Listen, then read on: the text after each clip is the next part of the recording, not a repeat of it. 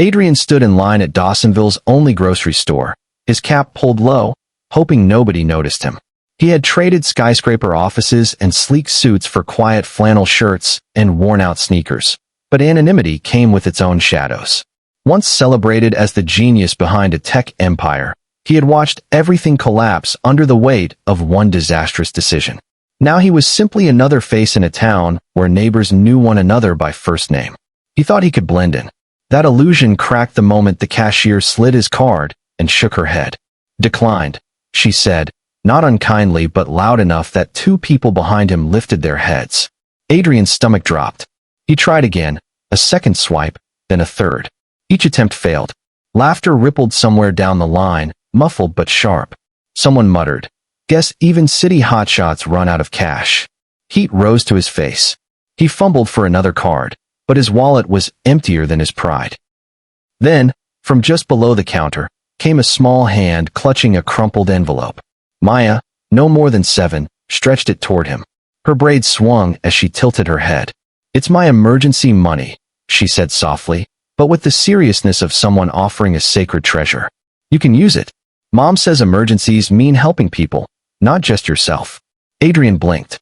He wanted to refuse, to protect what little pride he had left, but the eyes around him pressed harder than any corporate boardroom ever had.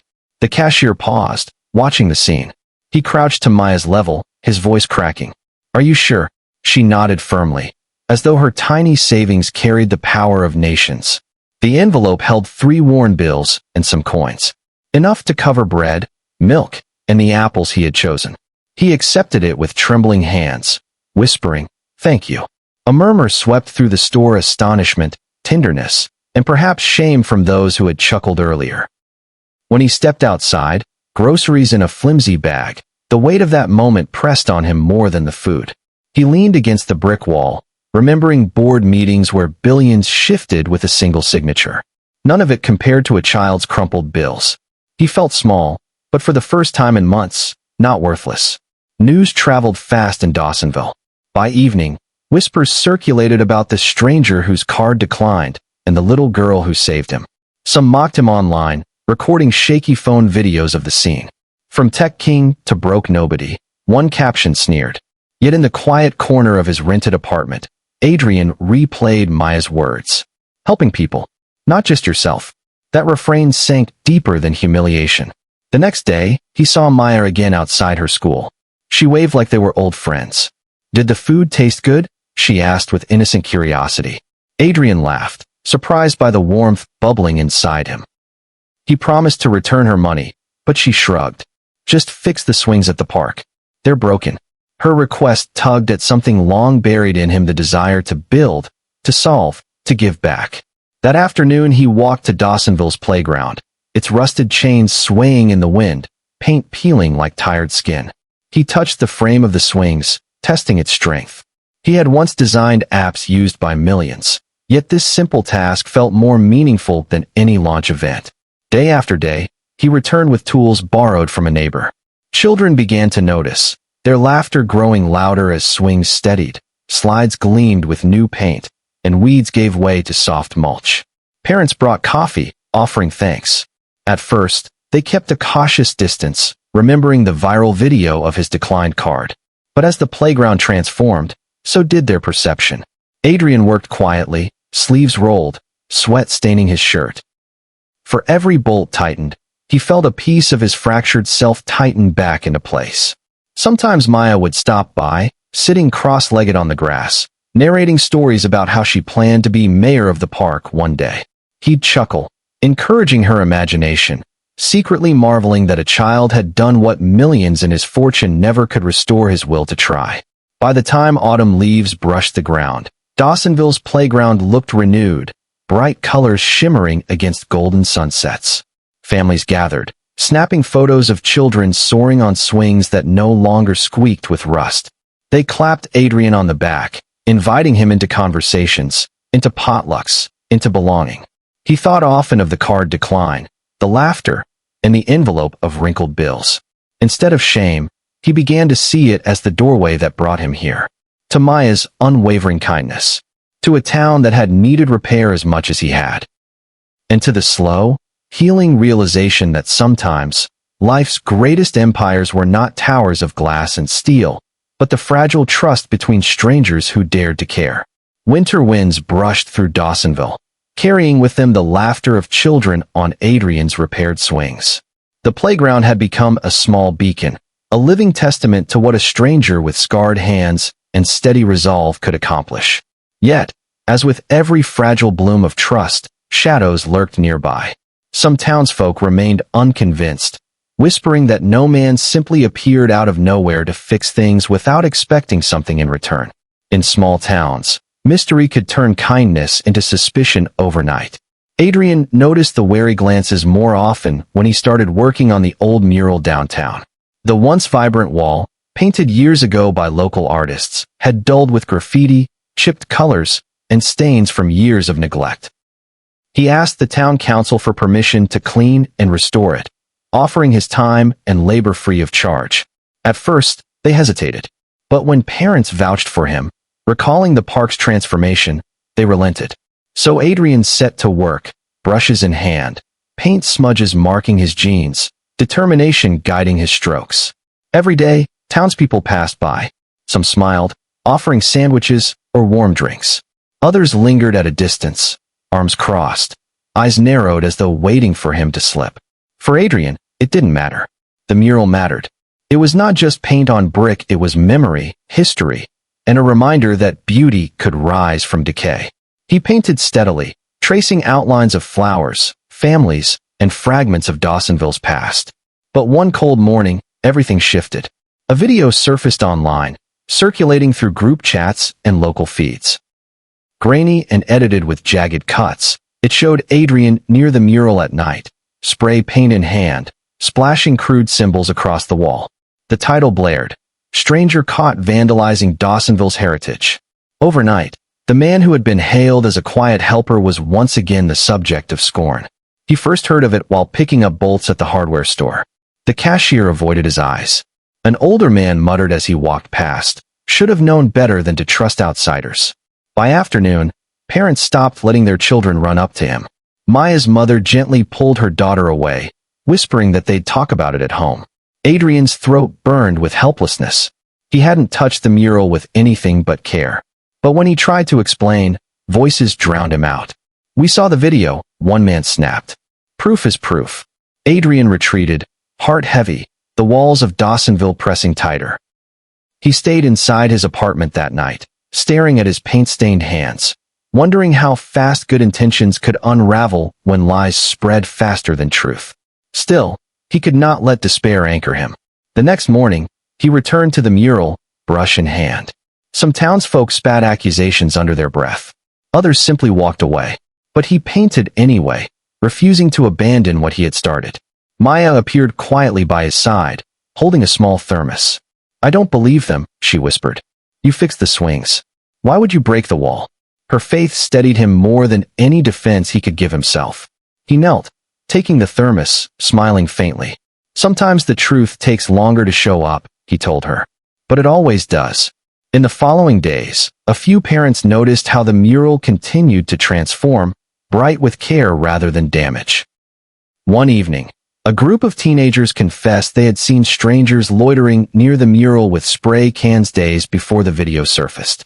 Slowly, doubt crept into the certainty of those who had condemned Adrian. Whispers shifted.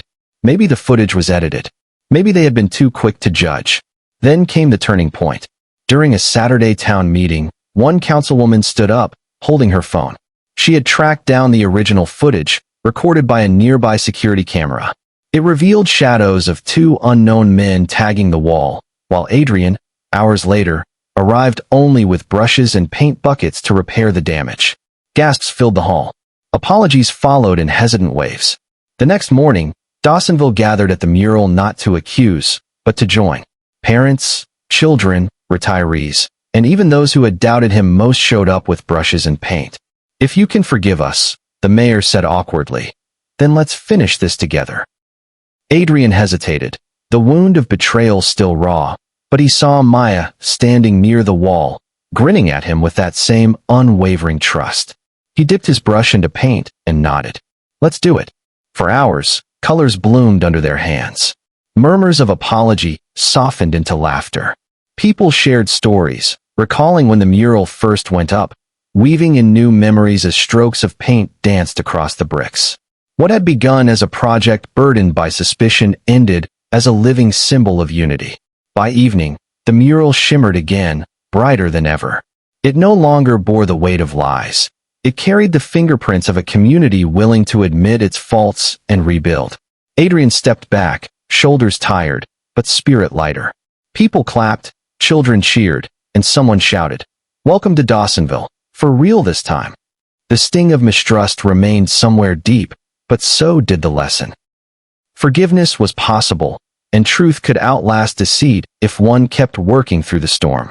Adrian had endured the humiliation of a declined card, the shame of online ridicule, and now the sting of false blame. Yet here he stood, paint-streaked and weary, surrounded not by enemies but by neighbors. Spring returned to Dawsonville with soft rains and the scent of magnolias drifting through the streets. Adrian walked past the mural one morning, the sunlight spilling across the bright patterns he and the townsfolk had restored together. Children paused to wave, vendors greeted him with nods, and even the mayor, once skeptical, lifted a hand in casual acknowledgement. Belonging, he realized, wasn't given, it was grown, watered slowly through trust and shared labor. For the first time in years, he felt rooted.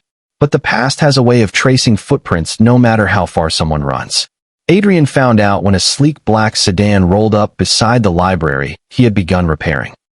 Out stepped Marcus Greer, once his closest associate during his Empire days, now wearing the kind of tailored suit that whispered money with every crease. Marcus's smile carried both recognition and calculation. "Adrian Rivers, hiding in plain sight," Marcus said, adjusting his cufflinks. "I almost didn't believe the rumors. But here you are, painting playgrounds and teaching kids about history. Tell me, is this really how you plan to make your comeback?" Adrian stiffened. He had not heard his full name spoken in months. Most here only knew him as the quiet man who fixed things. "I'm not planning a comeback," he replied evenly. "I'm living." Marcus laughed, sharp as glass. "Living? You were a visionary. Investors still talk about you. One deal with me, and we could wipe your slate clean. A new venture, big, disruptive, world-changing. You'd be back where you belong. Dawsonville is just a detour." Adrian looked past him at the children skipping near the library steps. Their laughter carried more weight than Marcus's promises. "I don't need to go back," Adrian said softly. "What I lost doesn't matter as much as what I've found here." But Marcus pressed harder. Over coffee at the diner, he laid out numbers, strategies, and projections.